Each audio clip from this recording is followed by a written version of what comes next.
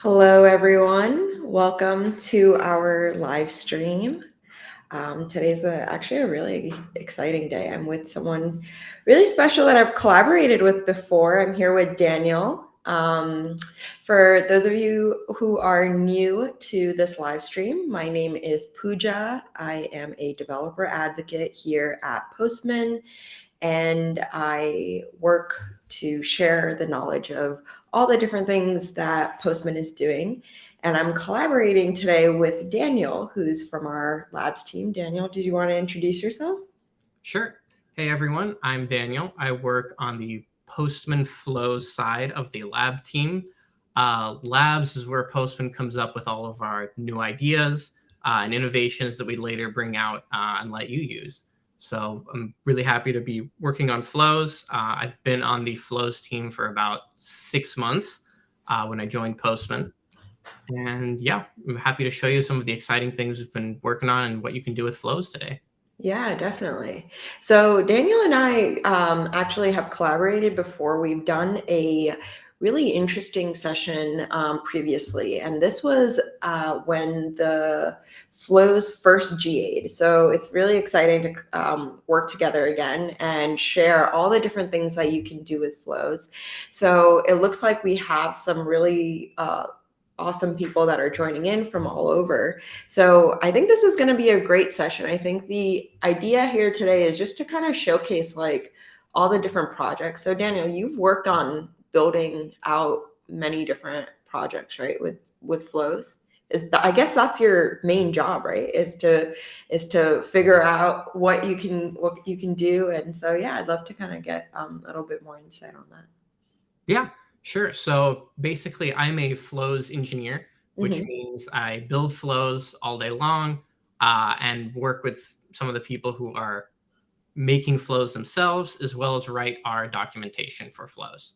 So that's what I do all day. And today, what we'll do is we will go through some of that documentation, where you can find it, the best way to learn how to use flows, where you can see all the examples, and just showcase some of the things that we've built and others have also built with flows.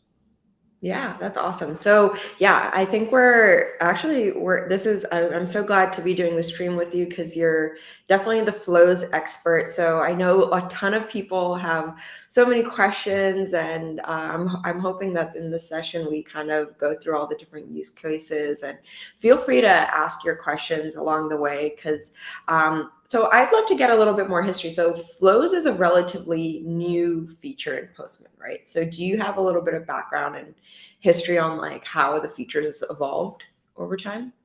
Yeah. So Postman Flows has only been live for about a little over a month now, which is when we went GA, when we did the last stream for Intergalactic. Postman Flows basically came about because Postman, as all of you know, if you've used Postman before, is a developer tool basically that helps developers QA build applications, test applications, and just generally work with their applications. So Flows comes in because we needed a way to open up APIs to everyone else. So not just developers, but create a way without needing to know how to code, essentially, be able to unlock the potential of all of the APIs, build API integrations, and so forth without needing to know how to code, because that became, this is not something that you should need to know how to do in the modern world to use APIs. Yeah. Yeah, definitely. So I think that really opens it up for a lot of different users. And I'm excited to see the different use cases today. And I know that we have a lot of people joining in the chat. So feel free to add any of your questions and any thoughts you may have on flows, and maybe something you'd like to see, maybe some use cases that you'd be interested in seeing as we kind of go through today's session. But before we get started, I love to do this thing, this segment called In Case You Missed It. So there's a lot of new things happening at Postman all the time. I'm going to go ahead and share my screen. So one thing that is really new, and maybe you might have missed, is that Postman is building out some new features for a VS Code extension. So this, I think, is really kind of changes the game a little bit for those who are VS Code users. This is a early access feature right now. So you can sign up for early access. You'll have to apply. So for those of you who do work with VS Code often, feel free to apply to get early access to the Postman VS Code extension. And this will it will be really exciting once this comes out, because I think it opens the doors for a lot more robust development with Postman, as well as with your applications. So this is something that's relatively new that has come out. And then I wanted to share a couple of intergalactic sessions that have recently happened. So yesterday, I believe, we had a session called Postman Intro for Developers. So for those of you who want to get a little bit more insight into more of a wholesome understanding of how to work with Postman, our intergalactic sessions are actually learning sessions that kind of give you a little bit more detailed insight, and a lot of our resources are shared there as well. So we have a upcoming session that is happening on May 31st, so the end of the next month. And this is all about advanced API testing and API testing techniques. So feel free to check out that session if you're interested in testing and you want to understand like a lot of things around working with different automation methods and things like that. So and then actually, so for those of you who might have missed, so Daniel and I, we actually collaborated in March, and we created this. This was our intergalactic session that we did with our colleague Sterling, and this was a really fun session because we did this basically the same day that Flows became GA. So this was a great way to announce Postman Flows. And in this session, we actually went through like the basic building blocks of Flows. So for those of you who are like super brand new to Flows, feel free to take a look at this session. The replay is available here, and I'm happy to share that session out with everyone. And this is kind of a follow-up. I think during this session, we got almost, I think we got like over like 68 questions from our audience, because it was, so brand new. And this session was only an hour long. So I think today we're trying to kind of dive a little bit deeper and kind of have a more of a follow-up to this session and kind of do a little bit more insight into like the I guess use cases when it comes to working with flows. So feel free to take a look at this session and kind of go from there.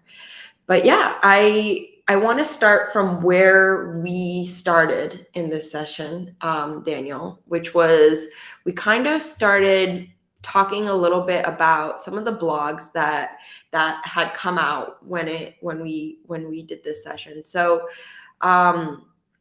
just like a little bit of a overview again, for those who are a little bit new, I wanted to kind of have you kind of share that and just a little bit more insight on that, if that works for you. Sure. So a lot of those blog posts, came out announcing the kind of new features because Postman Flows had been in beta for a while. And if you were one of the beta users, you know that Postman Flows evolved quite a bit from early beta to the release version that it is today. And those blogs really just go over kind of the new features that we've implemented with Flows. Yeah, definitely. So, I mean, I think the one thing that also came out when Flows GA'd was like all the documentation. So I know the team was working so diligently, like up to the point of GA to get like the docs out. But I kind of wanted to share a little bit when it comes to the docs about working with flows and like just like a little bit like insight into the docs. I don't know if you wanted to kind of dive a little bit deeper in there. Sure, definitely. Yeah. Did you want to switch it over to my screen and I can kind of go through? Sure. Yeah. So let's go ahead and have you drive that. So yeah. Cool. As my screen visit, there we go. Perfect. So this is the Postman Learning Center. We have an entire section on flows. This is the starter page. As you can see, we have an example of a flow that is running for a stock market dashboard, if you will. This is one of the newer features that we released when we went GA, was the ability to have these visual graphs and charts, essentially. So we'll go over a little bit on the documentation, what Flows is, what it's for. It lets you connect various APIs together to build applications without needing to code, which is great, even if you do know how to code, because it's a lot faster to create integrations and make things work together without needing to write the code, debug your code, go through all the various life cycle there.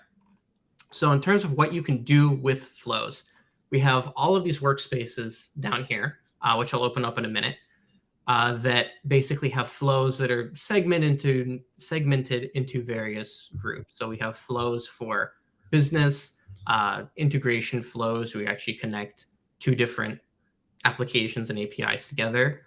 We have some natural language processing flows, lots of Slack integration flows. It's really easy to integrate with Slack using flows.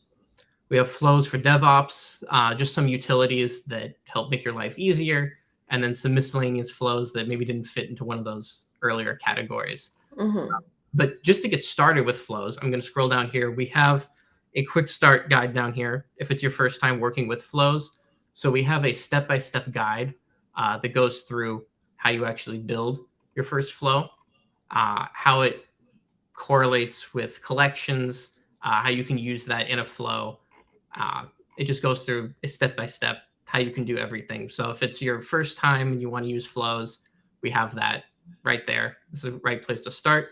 The other thing I wanted to touch on was we have this Flow Snippets, which we actually have a flow for every single block in flows. So flows works by having a set of blocks that you connect together, and it sends that information from one block to the next. So maybe you get information from one API, you want to display it in a chart, in a graph, or send it somewhere else. You just drag these connections from one block to the next. So we have an example for every single one of our blocks here and how to use it. So this is a great place also to get started if you want to know how a block works, because some of the blocks are a little bit require a little bit of background on how to set it up. Mhm. Mostly our output blocks that deal with charts, they come in a specified format. You have these lists of numbers essentially that get put into here, and then you can run it. You can actually see the numbers show up there. Wow, awesome.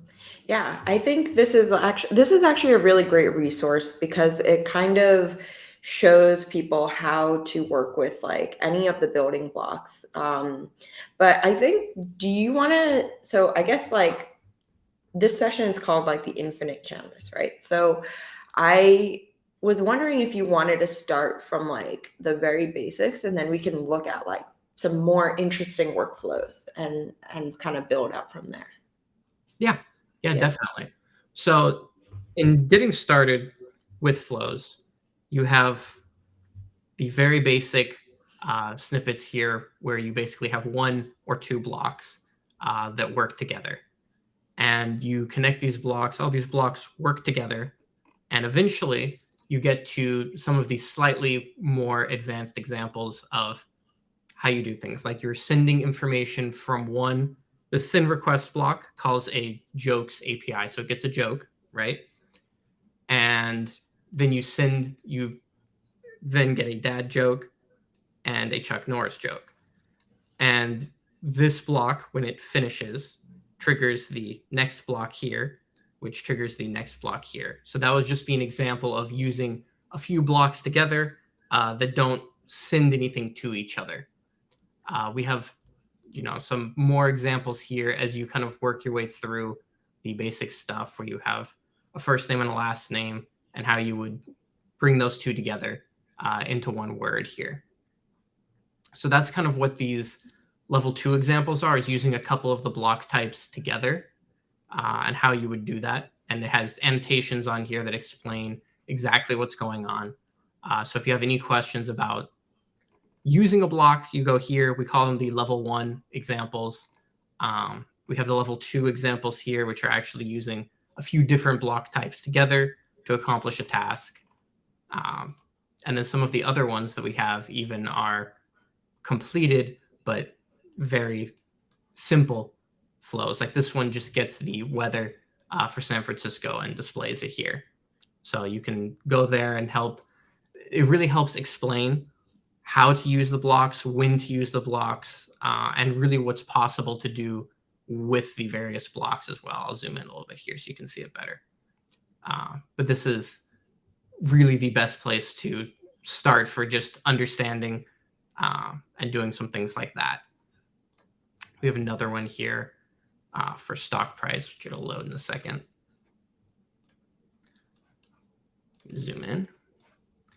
So for this flow here, you get a weekly stock price for a stock. You can enter IBM here or whatever other stock you prefer to have.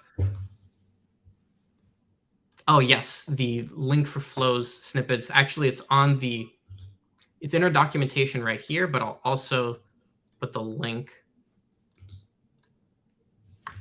here as well. Yeah. Let's see. So I'm happy to share the flow snippet link in the chat as well. Oops. Sorry, that is the wrong thing that was copied. There we go. Thank you, Pooja. Yeah. No problem. Yeah, so that's the link to Flow's snippets. But yeah, that just has a great workspace that has all of the getting started examples and some of the other stuff. It also has some of the basics, like how you would work with an access token if you need to do authentication, how that would work in Flows. I want to go back to the documentation here for a second. With the two places you can get started with Flows, so it's that Flow Snippets, which is down here under the Quick Start section. And then we also have an entire tutorial section, which kind of goes very hand in hand with that Flow Snippets. It just has, building your first flow and and how data gets passed between the various blocks. We have explanations here, and they link to Flow Snippets where we actually have the examples in Postman itself. So you can copy these, play around with them, and follow along with what we're doing in the tutorials here. So I think that's a really helpful way to also see what's going on. Depending on what kind of learner you are, if you want to just read it, then you can use a documentation section here for the tutorials. If you prefer to actually work with it and change things and, use the examples yourself, you can just go here, copy them, put them in your own workspace and play around with them there. Yeah. So speaking of copy them, so like this Flows works very similarly, I guess, with collections in the sense like, you can go ahead and fork this into your own workspace, correct? Yes. All of these flows can, if you just click here, create a fork, which basically just means copy it. And then you can just pick your own workspace, which we covered in the last video, but I'll go over it really quickly here. Workspaces are just places where your collections and flows all live together. So this Flow Snippets is a workspace. You have collections, environments, and flows all together. And they can be either for just you, your team, or like this one, open to the entire public, so anyone can use it. But getting back to the tutorials over here, so we have tutorials for just how to do all of the basic things with flows. Now, once you have learned flows, and if you're trying to do something a little more sophisticated, then we have some of these workspaces here that are filled with the examples of what's possible to do with flows, basically. Mm-hmm. So I'm going to hop over here. This is our Slack integration flows workspace. So all of these flows work together with Slack. Okay. So if you have some of these, I'm going to pick one here.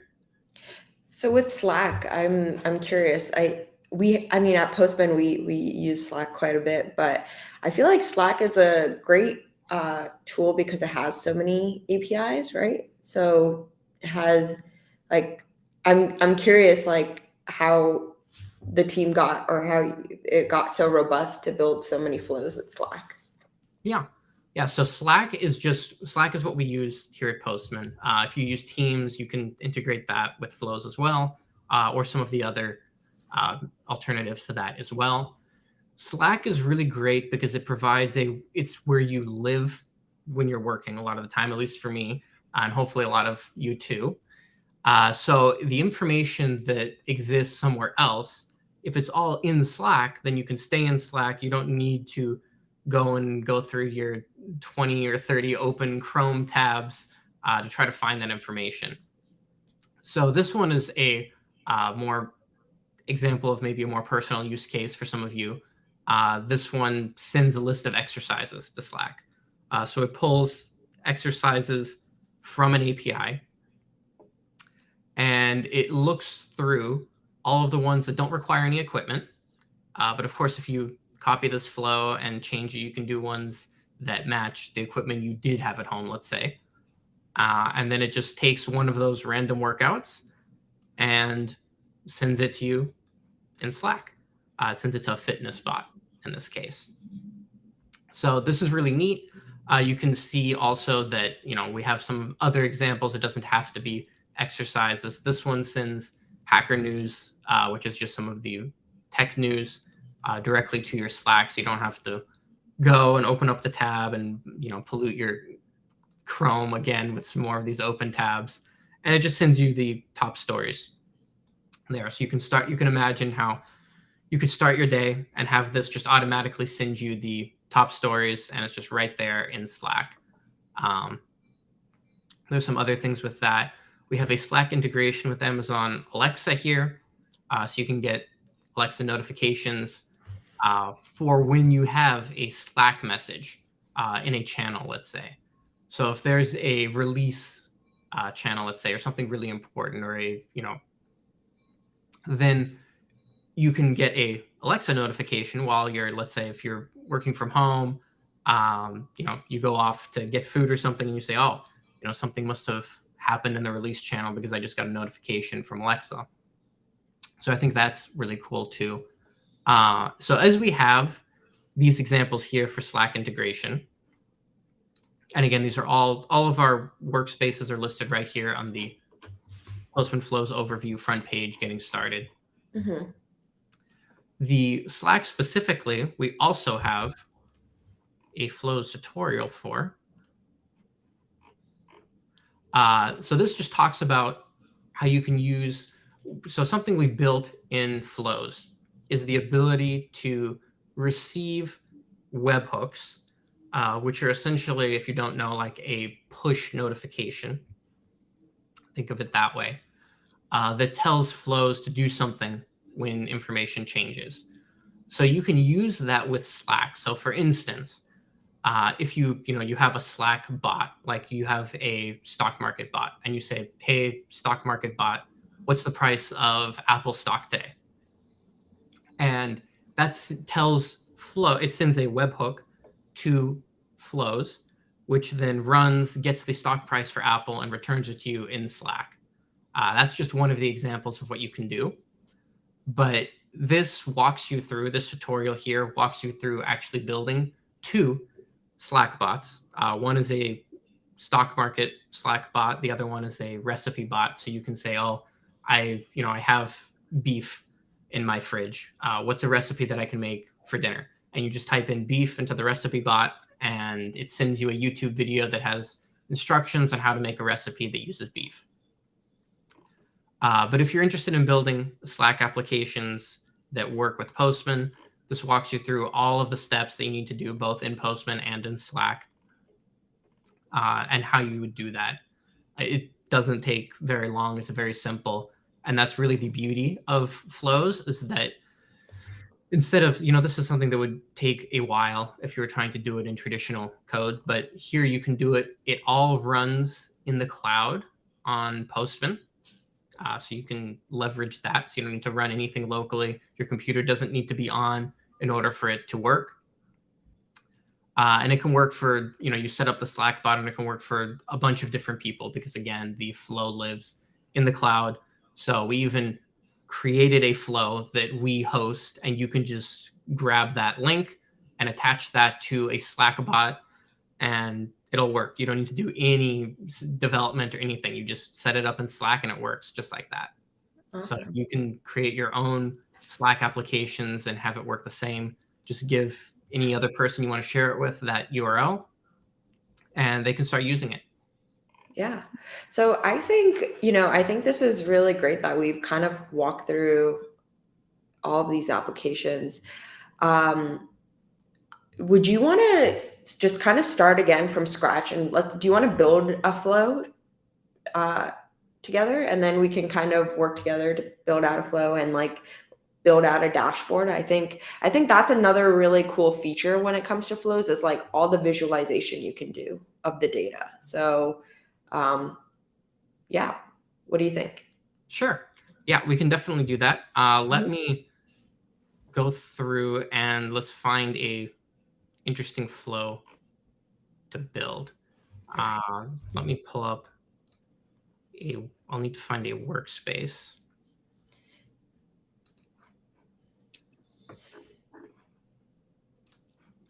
So let me go to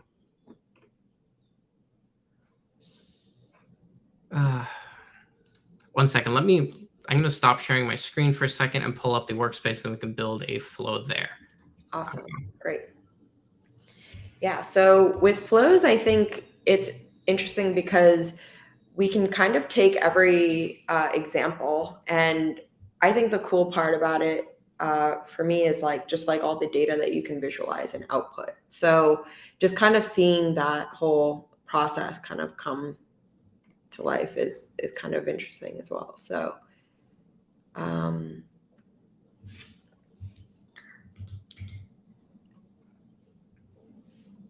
but we have so it looks like I'm actually a little bit curious, why how you guys thought of all of those use cases, like business integration, NLP.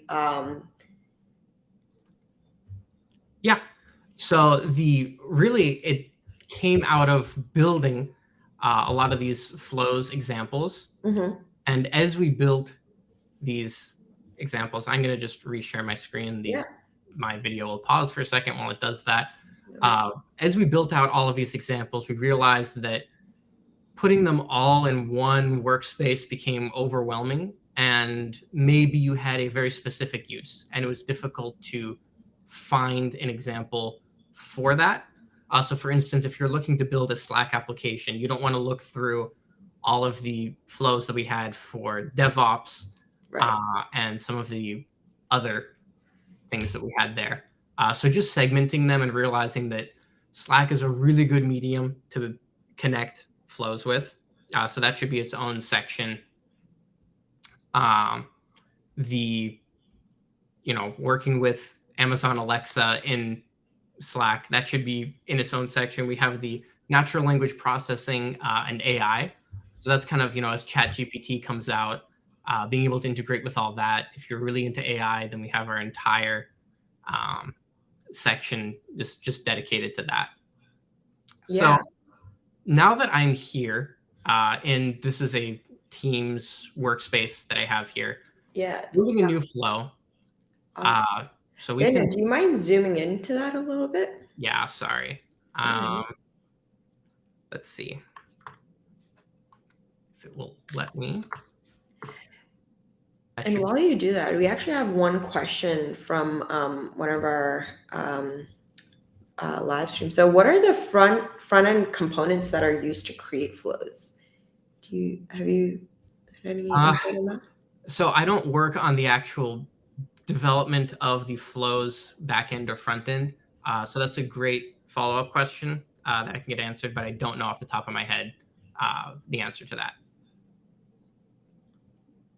Yeah, so I guess, just to kind of give a little bit insight into just like teams at Postman. So Daniel works in the labs team, which I always feel like is like the incubator of Postman. It always comes out, they always come out with like the newest features and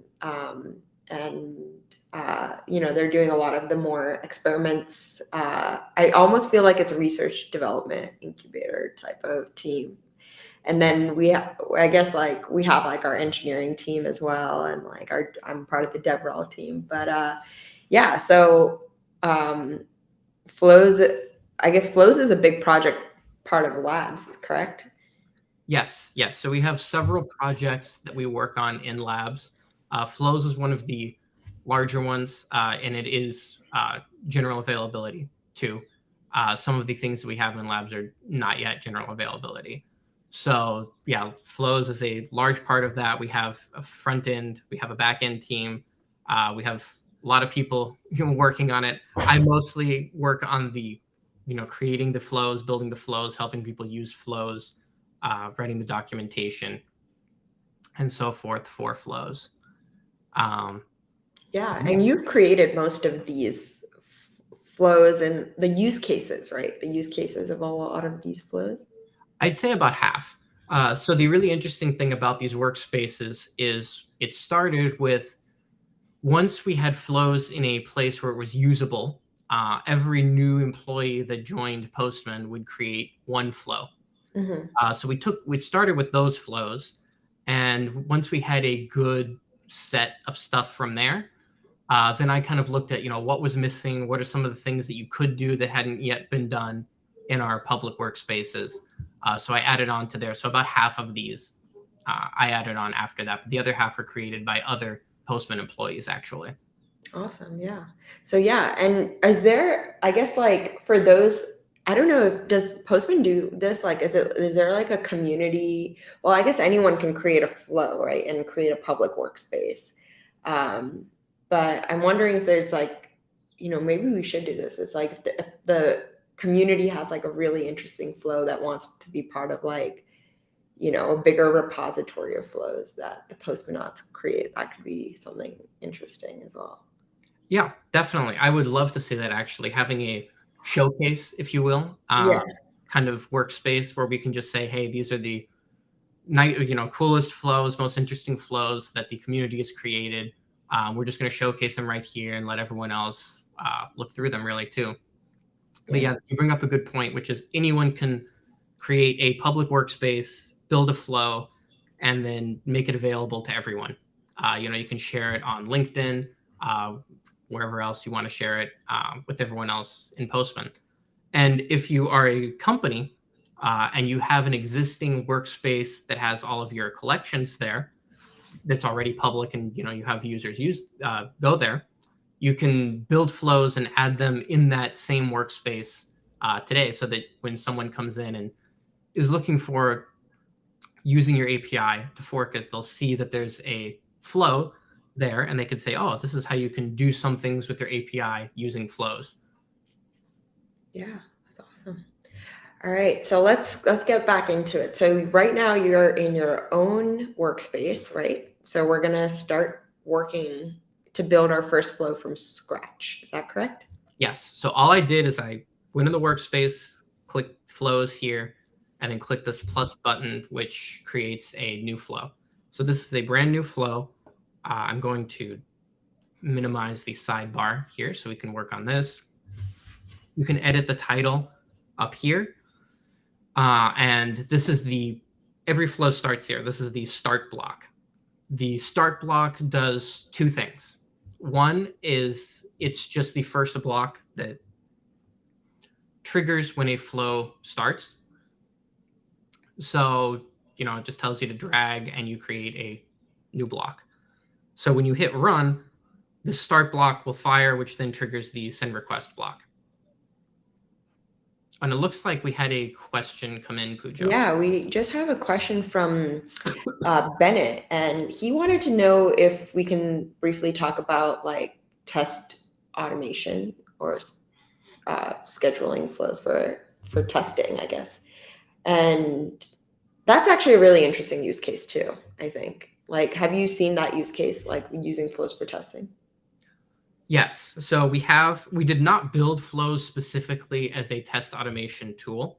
We built it primarily for connecting and integrating different APIs, but people do use flows for testing.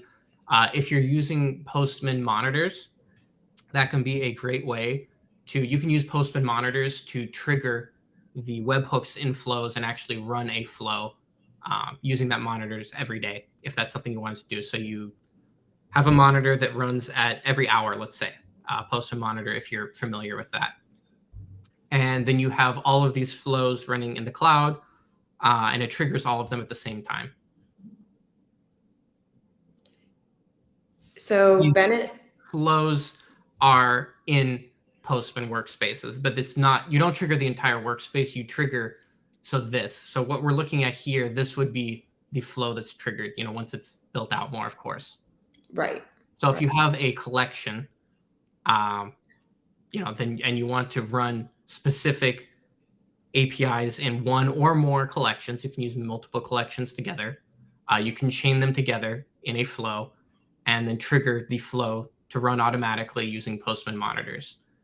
We don't have a documentation specific for that, going through setting up the monitor and then running the flow in the cloud yet, but that is something that we will be releasing soon in our documentation about how to use monitors and webhooks and Postman flows running on a schedule that way.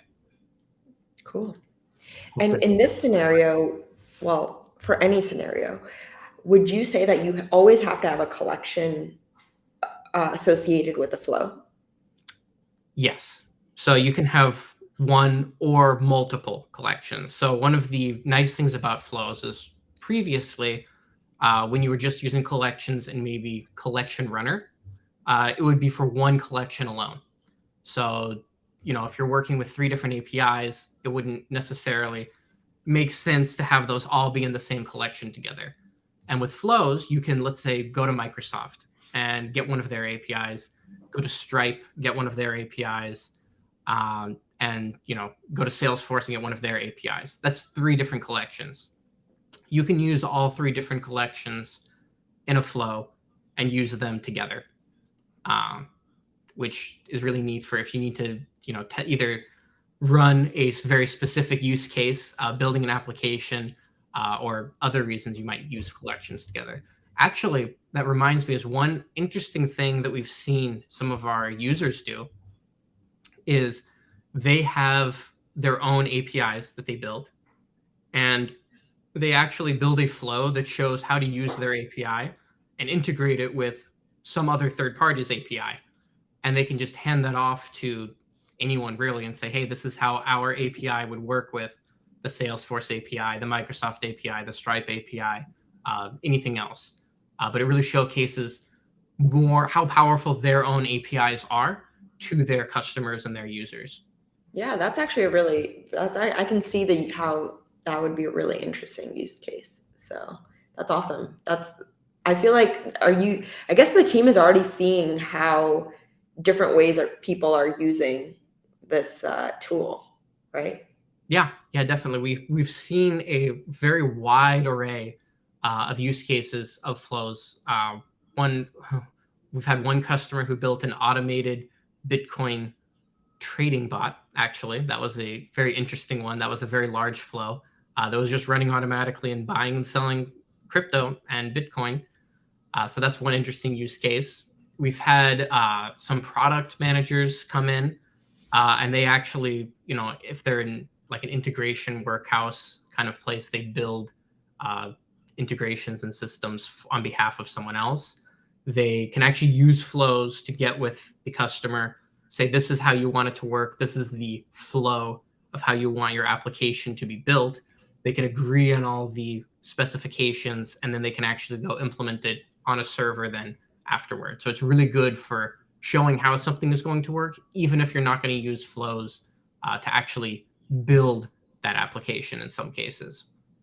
Awesome. Cool.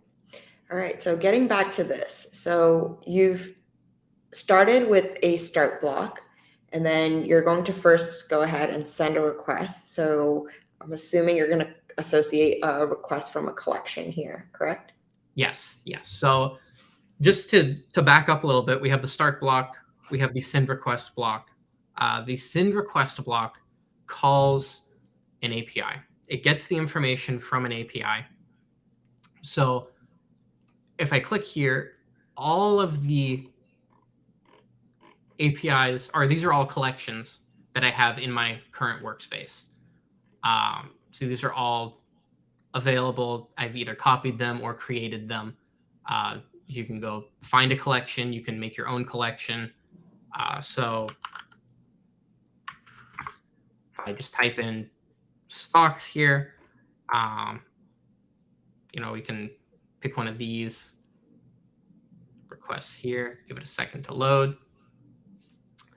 So here I selected a specific request that gets a stock quote from Polygon. That's just one of the APIs that we have that exist on the internet that give you a quote for a stock. And from there, so let me actually open this up. So this is a request in a collection. Mm-hmm. Seen collections before, you're familiar with this, but this has Postman variables, which basically means this is some information that changes every time, or we want to be able to change it.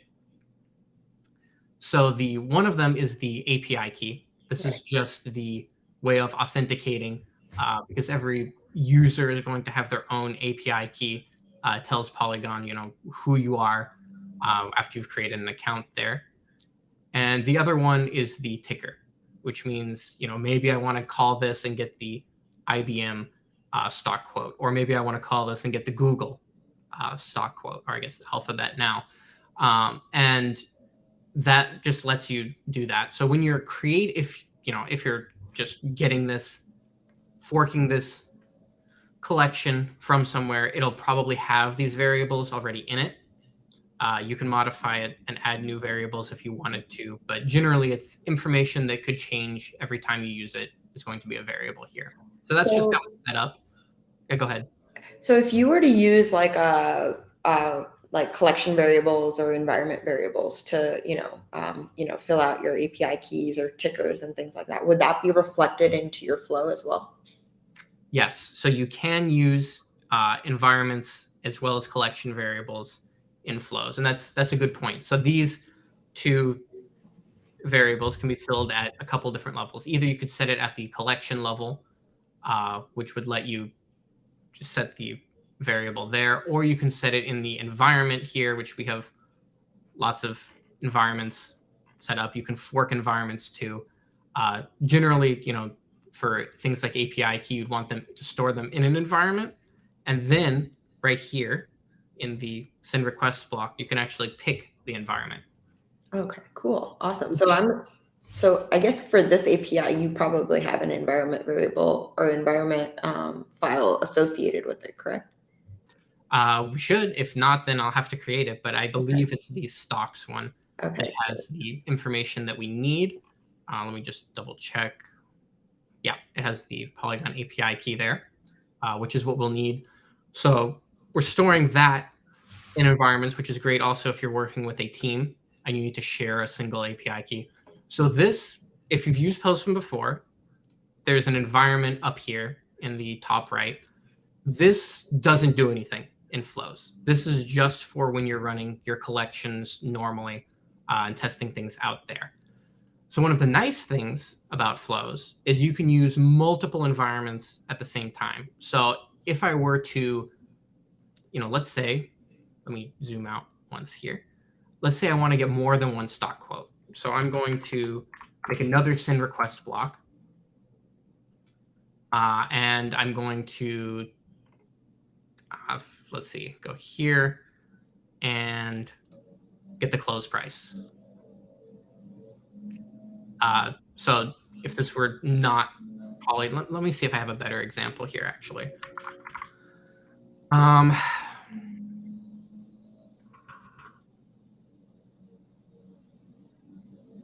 Just hypothetically, let's say you were going to use, let me find another one that actually has,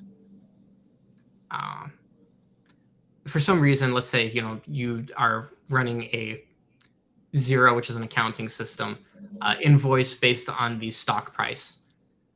Maybe you're calculating stock options or something like that if you work in HR or accounting.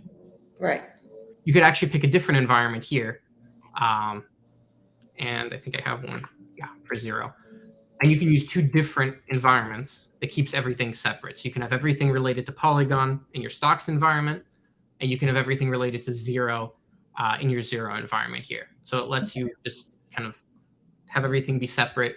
It makes it a lot easier to organize things. So you can use multiple collections and multiple environments, each in the send request block. All right, great. So how do we see what the output looks like? Yeah, so that's a great question. There's a few ways of doing that. The kind of old way of doing it was we would create a log block, which would then send any information down here to the console. But I think I'm too zoomed in here. Close that. But the new way of doing that is we have another option, which is to use an output block. And an output block lets you, it has an auto detect that'll display whatever information is sent to it. But you can also select how you'd like to display the information. So maybe it's just text that you have. Maybe it's a number. True or false values can be a Boolean here. And then you have the JSON, which is typically what an API will return. So let me see if we can get an example of that. So when working with these variables here, the Polygon API key, since we have the stocks environment here, is already, the information is already here. You can hover over it, even see that. I won't do that because it's my API key there. Right. Then we have the ticker, which you have two ways of getting the information here if you don't store it in an environment variable, which typically for ticker you wouldn't, because it may change each time you run the flow. So either you can create some information. This is a string, which just means that it's text, and send it into the ticker. So, we could say, it's going to be Apple, the stock we're going to be using. And that'll then go into the ticker here. What if we wanted to send like a list of let's say, let's try doing like a list of like 3 different tickers. Could we do that? Send that in? Yes. So I don't believe Polygon's API will take in 3 at once. There's a way of doing that in Flows, but you could then, we have a list as well. And this list can be a set of, any information together. So here we could have, for instance, Apple there, and then create another string, another set of text. And you can have IBM. So within the list, you're already setting the type. So like whether it's a string or numbers. And so you have to set a type for each of the elements in that list, correct? So it's actually a little bit, you're adding a block of one of the other Flows blocks. Okay. So the very same string block that we had, which just holds text, is inside the list here. And you can use some of the other types here as well. For instance, you can have a record, which is like grouped data together. Right. So maybe you have, if this would be the equivalent of creating your own key and value pair. I see. For all kinds of information. So it doesn't have to be just text. You can have more sophisticated items as well there too. And the other way is, instead of doing that, I can also just swap the block here and directly in the send request block have the information be there. So that's the kind of 2 different ways of doing that there. Then if you run the flow, it should. So the information we got back from Polygon was a JSON. You can actually hover over here. Now that we've run the flow, once you run the flow, you can see all of the information that's output by it and work with it and use it. So we can see that we got this right here. So this is the information that was returned. We have the results, and this is the information that Polygon sent back to us. I believe C is the market close, and this was the market open price for a day. So that's, and you can see you have the outputs it in JSON format here. Right. If you wanted to see just some of that data, what you can do here is we have a select block. So what I'm going to do is delete this connection here. Select block just lets you pick some data from the response. So we're going to drag the success port here because it was successful. If for some reason it was not successful in getting the information, then it would actually send the output to the failure port instead. So would it tell you like if it was in the success port or failure port? Like would you get notified? So it depends on the type of problem that you run into there. Right. If you didn't build your flow correctly, this would turn red, and it would have some sort of problem. It wasn't able to run. It would just stop at this block, and you'd have a failure there. Right. If it's, for instance, just if the HTTP status code was not successful, then you would just get a failure output here. So typically, what we see when building flows is you have the success that continues on in the flow, and then you can have a failure, and you can either do a log block, or if you don't want to use the console at all, you can just have a output block, and then you can see why it failed put out to the output here. Interesting. As you're developing it. And again, the console is also available. The Postman console always shows, the request. You can always go down here and see more detailed information about, what the status code was, what the response was. Here, here was all the information that was returned. And I think this kind of goes to a question that we've gotten from one of our attendees about adding test assertions to like test tab and request while executing flows. So I'm curious about this too. So if you had some tests, I guess, I mean, they have a specific example for automating end-to-end flows where there's 10 different microservices involved. But when it comes to tests that maybe you have in your collections and things like that, like, or any test assertions, how do you kind of add those into your flow? Yes. So if you have a Postman test, so if you open up the request and you have the test tab, this will get executed when the send request block runs. So let's say you have some test here written. If that test is successful, if you have multiple tests, if all of the tests are successful, then and the API call was successful, then it will output to the success port. If for any reason one of the tests fails, then it will go to the failure port here. So the success port, the information only goes out of the success port if you received a successful HTTP status, and if you have any tests, all of them pass. If any test fails or you receive a non-successful HTTP status when calling the API, then it will go to the failure port. All right. Okay, that makes sense. And then do you see people adding, like, how when you're, I guess, like when you are coding, you might add like print messages just to see how the data is flowing. Well, in this case, like, would you say that's like not a best practice because you can always see the output?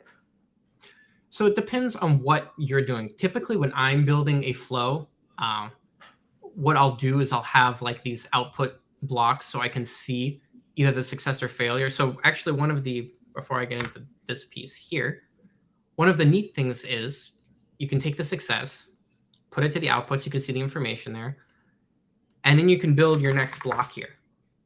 Information doesn't change, it just flows through here, but you get to see what that information looks like before it goes to the next block. Oh, so that's cool. So you can always take a look at the output. So every single time you're kind of sending and chaining requests, you're always able to kind of see the output. So in this case, if you were to go to another request and you were to send some information from the previous request to that next request, could you choose exactly the data that you might be interested in? Yeah, if you wanted to. And that's what I'll get into next, actually, is selecting certain data that we want to use or display. Right. And another thing you can do is, so this output block works really well. I think it's much nicer to look at than having to go to the console, bring that up, close it down, like I keep having to do here every time I go to look at it. But the one time you would want to use a log block instead is if you're going to be running the same thing multiple times. So if I run this send request and then I change it to a different stock picker, it only shows me the latest information. I don't have that old request again. Whereas if I had put a log block, it would have shown that information down here in the console, which again is still available. But if you just want it in a nicer format, then you can use the log block there, which would then show up here in the console. Interesting. So in terms of selecting certain data, because typically you're not going to go to an API, take all of the information there, and then send it to the next one. Sometimes maybe you will, but typically not. So we have a select block. And the select block auto-populates with a drop-down here, and you can pick the exact information that you want to use. So for instance, this is what's sent back from Polygon. And I'm going to go down, and it's the same structure here as the output. This is just in a menu format, so you can select it. And I want the close price for the day. So I'm going to take that and then connect it to my output block here and run the flow here. Now you have the number. Right. Just the single number there you wanted to use. And maybe you're going to use that number in your next request for some reason, or you're going to do something to that number before you send it to the next request. Let's see, it looks like we got a question. Can you run the flow from the command line like Newman? So we didn't build a direct integration with flows into the command line. However, if you have this flow and you deploy it to the cloud so that it's running, you can call that flow with a curl request, and that'll automatically run it. So Right. yes, you can in that sense. So you're saying that we would need to like create an integration to Newman to then run this particular flow, correct? So just in whatever command line, whatever you have, you would just make a curl request, which basically calls Calls. the flow that's running on Postman server in the cloud. I see. Okay. So I'll talk about that briefly, as you're developing these flows, what we're doing now, this is all running, it's in my Chrome browser, but it's running on my local machine. If I wanted to deploy it to run on Postman servers, then we have the ability to do that. You would just hit the deploy button here. You would get a link to where it is running, and then you can call that link. Right. So I think someone made a comment that it looks like the test modular, which I'm curious what that means, but I think it does seem pretty interesting in that way. But yeah, I think so. This is cool. So you're saying that you're able to output a specific number here. Do you want to see if we can make like a interesting chart or a gauge or something? Yeah, sure. So some of the other, let's say cool things you can do is you have some information and you want to change that information. So let me move this just down here so it's out of the way. Mm-hmm. So we have the close number, we have the open number. So let's create if block.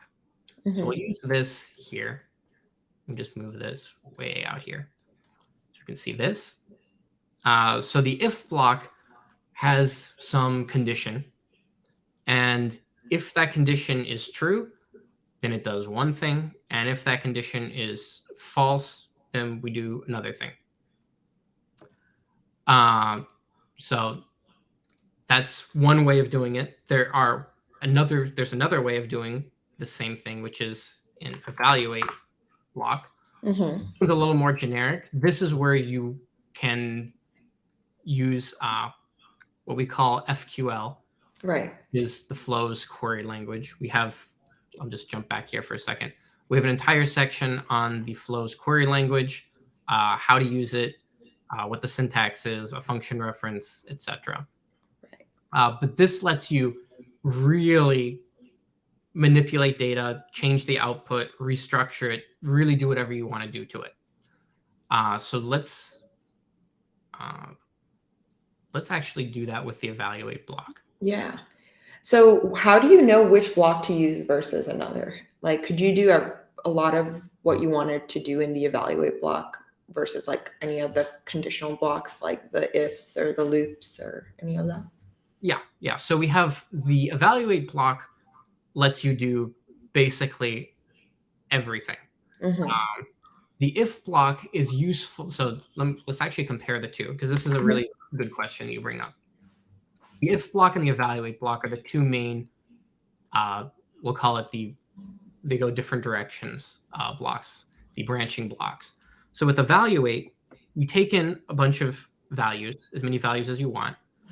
You do something with that, and then you output a result. With the if block, you take in a bunch of values. You have to write a true or false, a statement that evaluates to true or false here. So it has to be, if the result here is greater than 100. It has to be either true or false, whatever condition you write here. If that condition is true, it goes one way. Mm-hmm. If the condition is false, you go another way. With the evaluate block, there's only one output. The if block has two outputs. So if you have a conditional statement that it is either going to be true or false, then you should use the if block generally, because it lets you do one thing if true and another thing if false. if you're going to just have, if you only need to do one thing based on the value, then use the evaluate block. Easiest way to do it. So here I'm going to use the evaluate block, and what we're going to do is we're going to call this the open price, right? And I'm actually going to take some more data and make a new select block here because there's more information that I want out of this. And I'm going to select the open price. Just the O is how Polygon serves the information. Okay, so here you have the close price data and the open price data that you're sticking into the evaluate block. So I just saw that you just like were able to drag both of those two datas in. Can you like, is it an infinite amount of data you can put in to that evaluate block? As far as I know, I don't think we've run into any issues with someone having too many variables. I mean, I've used, 13, 14, 15 different variables. These are the variables up here that we're dragging into it. So there's no reason you couldn't put as much stuff as you want there. Interesting. So you can put in like, so this block can actually handle a lot of more data manipulation, correct? Yeah. If you really wanted to, it becomes, I think, harder for other people to read. Yeah. So just from a perspective of, if you need 10 values in here, by all means, go ahead and do that. But sometimes it makes sense to have more blocks for readability and understanding. Because then if you, as you build a flow, right, what you can do is they have this add text button, and that adds a annotation on the canvas. So as you're building your flow, especially, if let's say you build a flow and you're going to come back in a month and say, oh my God, what's happening here? The annotations really help explaining what you're doing here, especially for send request blocks where, you have an environment and you have a request and a collection and you have a bunch of variables, just explaining, as needed what you're doing. Right. It really helps if you are working in a team environment and you're going to hand this flow over to your teammates and they need to figure out what's going on. Right. Annotations really help with that. Right. All right, cool. So as we have our information here, we have the open price and we have the close price that we got from our API. So what we can do is we can say, okay, is the, so we can call it the open price. And a neat thing is if you look down here, it actually live populated as I was typing the value that is the open price. You can actually check your syntax that way and make sure that it's working as you're developing it. And we can just say, is that greater than, whoops, the close price? Okay. Or no, the answer to, for today is no. The open price, or this is yesterday's information, I guess. Yeah. The open price is not greater than the close price. So if you look at that, and the reason that because I have a space in the open price, because I could have done open hyphen price here. Because of that, I'm using these backticks that just make sure that we can call it directly. But as you can see, the result here is false, and this changed to the data type. So the type of information this will update. If I were, putting out a string instead, it would show that different symbol there. So now we know that that's false, and we can take that and draw a new connection, an output block. It knows that it's a true or false type. So if we run that, then true. So and I'll explain why it's true, even though it was showing false here, is when we ran it, every time you run the flow, it updates the information. So the first time we ran it, the information at the time was false. What Flows typically does too is it uses a saved example. So we, at one point in time, know what the structure is going to be. And we use that in order to build these auto-populated lists. And then once we run the flow, we have it knows the live values then at that point. So in the output block here that's true, we can change some things. First of all, you can change the color. It's really cool. And it's really useful also for, let me close this for a second, for just making your flow look nicer and for readability. So you can have all of your send request blocks be blue, for instance. And you can change all these to be yellow. And your other information, let's say, is going to be pink. So you can differentiate more easily between those two, and the connections on the canvas then change color as well. So it just makes it easier for reading which block is connected to which other block when you get a lot of these connections here. This one will be red too. And we can change this one to be purple. So as you're doing this too, we have, all I did was I hit the gear icon here, output block. The output block has this because it's the configuration. So you can change the title and you can make it something more interesting. Is the close price greater than the opening price? Right. And that's a great title, but you can't see it because it's too long. So you can actually resize the block to make it a lot bigger. So it's easier to read, especially for, when you have lots of information or you need a long title. And then you can change the labels. So when true, and the value will update there. And if it were false, you could change the false label here as well. So that's useful in building dashboards, so that it becomes really readable exactly what the dashboard is telling you. Right. So you have the, here we can do the same thing. We can change the title, last close price. Right. And information is there,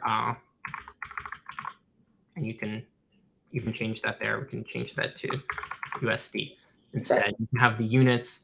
This is really useful, especially if you're working with currency, you're working with anything scientific where you really need to know what the units are, or anything like that. You're working with cryptocurrency. Right. Know what the conversion rates between two cryptocurrencies are between each other. That would be really useful there to do that. So I'll close the configuration here, and we have the block here for the opening price. So this is really how you manipulate data and then display it on the canvas here in the Postman application. Some of the other things you can do is take information and send it to another send request. That's a common case, especially when you're building integrations. Right. Maybe I don't think I have an API in a collection here that does anything with a stock quote. But that, actually, wait, I do. Yeah. Another thing that you could do is, let's say you have, this information here, and you have the last close price. And then you're going to say, okay, I'm going to take this actually and take the send request and the information here. And I have Slack. I'll send that to my Slack app here. I see. Okay. So you have the, the token, which is typically going to be coming from an environment variable somewhere, and the message that you want. So in this case, you actually don't need the connection there. You can just have the information go here. So actually, let me talk about what makes a block trigger in this case. This is a good time to do this. Yeah. So a block will trigger once every single one of its inputs that is connected to another block are fulfilled. So for instance, if I had this information goes to the message, right? Right. I'm going to send the number here. Right. But I want to wait until some other event is complete. So let's just, for some reason, say that. I can connect that to the send port, and only when this event is complete and this value is populated will this send request block trigger. I see. Okay. So right now what you're doing is you're sending it based on if it's greater or not from the other API, and then you're sending the message to Slack. So that's where Slack will trigger, correct? Yes. So there isn't any, regardless of the value here, right? As soon as this completes, because that's all we're waiting for. So if you're going to be relying on multiple values and you need all of those values to complete, obviously on the internet, not everything happens at the same time. So this is a way of synchronizing the work Right. that you're doing, basically. So once this event is done, then it tells this block, okay, this event is fulfilled. I see. And then the other one here is saying, okay, when we have the information here, this event is fulfilled. Since both of these inputs are the required ones and they both have the information that we need now, then we'll actually trigger this request. Okay. You can select, this is just a generic Slack message API that I have. So this one goes to a specific channel ID, uses the Slack token for authentication, then sends the message. Okay. So this this is interesting. So in this case, it'll trigger it regardless of like if the price was greater or not, right? Like it's going to send it. But if you wanted to set that logic, like only send me a message if there's a greater price or a less price, like you could do that logic a little bit. Yes. Before that, right? So actually, let's do that. And let's, there's one question here. Is it possible to integrate a scheduler in order to launch the request automatically? Yes. So that's what I was discussing earlier when I talked about using either you can have your own cron or scheduler or whatever. And, if this were running in the cloud, because again, this runs locally, but it could run in the cloud instead, then you get a URL. And I'll actually do that later on here. I'll go through the process of creating that URL. Yeah. Then you can either call that from whatever scheduler you have, or you can set up a Postman monitor and have that Postman monitor every hour, let's say, call this flow. That's the easiest way to set up the scheduling within Postman. So if going back to the logic here, we'll create an if block. And we'll go here and we'll say, okay, this is the value is greater. So this is a true or false. So for the question about a test summary in Flows, no, we do not have that feature. There's no test summary that you can send to the Slack teams. You could, have the information be sent somewhere else because you can use any API. So if you have your own server, your own system, you could send it there and get it that way, but not natively, no. Right. So then we say if it is greater, and then we can even just, because it's a true false value that we're sending in here, we can just type that directly. As you can see, the true is highlighted because the information we're sending is true. Then we could only send this Slack request if it's true. If it's true, yes. Right. I'll just move it out here for ease of use. And then let's say if it were false, then we're just going to send a log. Or if you wanted to, you could have a send request block, set up Slack, send a Slack message, accept the message here, just adding a string block in here would be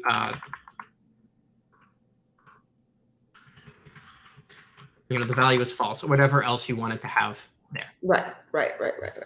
Cool. Yeah. So the branching kind of logic there. Mm-hmm. The other thing I wanted to make sure we touched on was, as we build our dashboard here and then send that information to Slack, we can go back to the start block. The start block has this gear icon on it, which you can click. And this lets you input either text that's going to be the kind of start data, or you can change that to JSON. Really good for testing is your flow, especially if you expect it to run in the cloud, because then when I hit this deploy button, which I'll do, this now goes to the cloud. And let me move over here. This is the URL. And this flow will run anytime this URL is triggered. And whatever JSON information you send here will actually be sent to the flow. So if you have if I go back to the editor here, and let's say when you hit deploy or when you view deployed, as you can see, it's blue background here. This is what's running in the cloud. You can't edit this directly. You have to click go back to editor to your local version. You make your changes and then you hit deploy again, and that will update the version that's running in the cloud. I see. Okay. So, and that's how you share it with others without them. You can have different can you change the editor access if you're working on a team? So yes, you can have, it depends, but yes, you can in the workspace level, just like with everything else, you can set the level of permissions Mm-hmm. in the workspace settings right Right. here. So you can see, Right. for instance, at the Postman team as an editor, Right. I'm an administrator. I could change that and give them just, viewer access. So they can Right. look at it, but they can't change anything. Right. Right. Just as an example. Right. So anyway, when you're running your flow locally, it's really good to whatever information you're going to send in your post request in order to trigger the flow that's running in the cloud. That same information can go here in the JSON section, and you can use that to test locally. So whatever JSON value you have here, you have test, and the value would be 1. Let's just say this is the information you're going to be sending. You can do it. You can send it in here, and then you'd be able to actually, output that or work with it in order to extract those values when working with it in the flow locally, so that it's ready when you deploy to the cloud and you send that very same test key and 1 value. It'll still run in the cloud. Mm-hmm. Cool. Yeah, this is pretty neat. So we have like about, I want to say 10 minutes left or so for today, but I was interested. I mean, I think maybe this was a question is like, what if there was, you talked about it a little bit earlier, is like, what if there were streams of messages that you wanted to work with? Instead of like working with like, I guess like webhooks and things like that in flows. So the main way that we have things right now is the cloud entry is webhook based for the time being.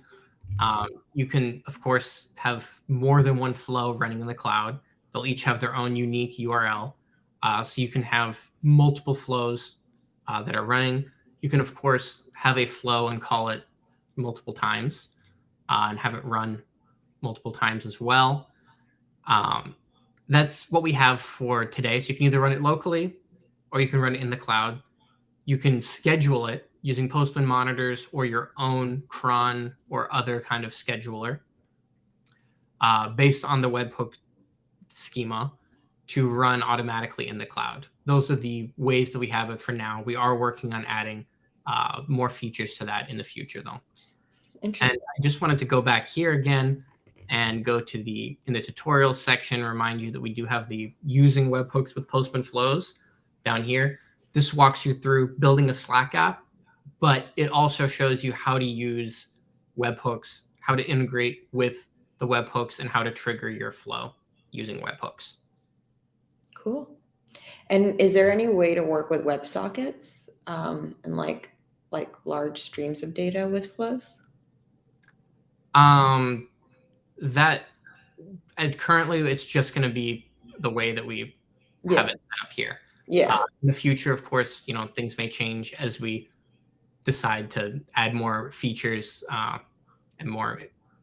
One thing I will be adding, though, is one of the things that was brought up is being able to trigger the flow automatically using monitors for whatever use case there. And I will be adding a section to the documentation shortly that will go over how to do all that, because I know that was something that came up quite a few times here.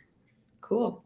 So we have one more question. So in order to build a chart, do you need to store a bunch of results? How do you do it here? So just kind of showing like where to store the results. And can we build it? Can we try to build a chart at all?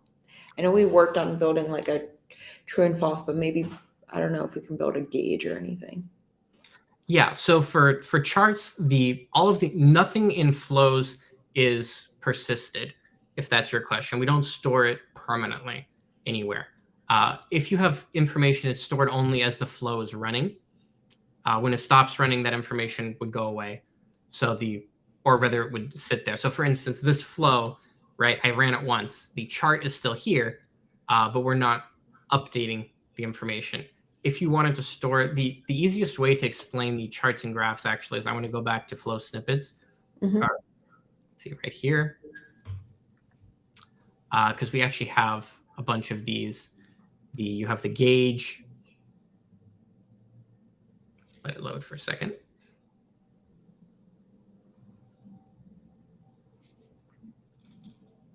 So you have a number in a variable here, but also let me go to one of the bar line graphs as well. So if you need multiple sources of information like here, you would have an API and you could store that into a list. And you can store multiple values in a list, let's say. And then once all of those values are populated, then you create the chart. So that would then create this chart here. This is the format. You have the series 1, series 2 values, and then you have we'll call them the titles of those 2 series stored in the list. So when you follow that format, this is how you get your information. So you're not storing it or persisting that data in any way. You're just having it live here in one place, and then when all of the information you need is there, it creates the chart, and that chart will then stay here on the canvas. You can, of course, edit the information here. The line chart would work similarly. These examples just show the way that the data is structured so that it appears the way you want it to in the chart. So the number of tasks per day, this is the y-axis, the first value here, and then which day it is, the x-axis is the second value in the list.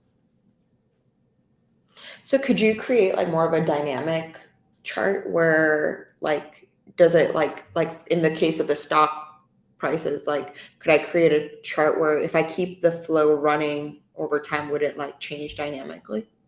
Yeah, so I think actually in the getting started here, you can actually see the GIF running. And it is dynamically updating because the flow is running with new information each time. Here it's a loop. So it's actually calling the get price and analytics for a stock multiple times over and over. This is actually in one of our workspaces. I believe it's business flows, if I'm not mistaken. Let's see if we can pull it up here. Yeah. So this is the flow here. And so you can take a look at it here and how that's done. But yes, it will update in that sense that if the flow is continuously running, the chart will change each time it gets in new information. All right. So all you would have to do is just keep it running and you would see the data change dynamically. Yes. Okay. Interesting. All right. And then if you wanted to share the results of a report or anything, is that I guess that's a question that we get often too, is how do you, I know that this was a feature that I think the Lives team was thinking is sharing out, exporting results or reports or things like that, right? Yeah. So for right now, what we have is you can take the flow. The share button will just give you a link to that flow. So long as that person has permission. So this is a public workspace. Anyone, whether they're logged in or not, can see this flow. If they have the ability to run the flow, though, which means if you gave them, edit access in the under the workspace settings, then they could run this flow, and that information would then populate again here. But yeah, to your point, right now we don't have a way of exporting the information in that sense to hand off to someone else, but that's definitely something we're looking at building out in the future. Cool. All right. Well, this was really great. We have a couple of minutes left before we end the stream, but I wanted to ask you, Daniel, if people have questions or want to learn more, what communities or how could they reach out to Flow's team members? Yeah. So we have the Postman forums, and there's a Flows category there. That's probably the best place to put things. Right. So I know we have our community forums, correct? So there should be a Flows tag, I believe. Right. In here at some point. Yeah. Yep. Cool. And so it looks like this is like the place where folks can kind of share any topics or any questions they have regarding flows. So actually, this is a great. I'm happy to share out this community forum to our attendees, just so people can get a little bit more insight. And I think at Postman we work very community centric. So a lot of our questions are handled here. But yeah, this was great. Any other thoughts before we end the stream today? I think that's it for me. And again, you have all the links that we went over today. The Postman Flows overview in our Learning Center is the best place to get started. It has links to everything that we did today. All the workspaces we went over are right here. And the Getting Started takes you to Flow Snippets that has all those examples there and the guides to building your first flow. And then over here in the tutorial section, we have the one on webhooks and building your own Slack bot as well. Yep. So yeah, definitely check out the Flows Learning Center. I believe I've added it into the chat a couple of times, but feel free to take a look at that. I think that's where a lot of info is. But yeah, and then I don't know, Daniel, if you wanted to share, if anyone wanted to reach out to you, if you wanted to connect with anyone, but yeah, you can always follow me on Twitter, and we always do interesting things in regards to flows and other things. So this was a lot of fun. I thank you so much for being a part of this today and collaborating and doing the session. So yeah, thank you. Yeah. All right. Well, I think that's about it. I guess this is where we wrap up. And if anyone has any questions, feel free to post them on our LinkedIn channel.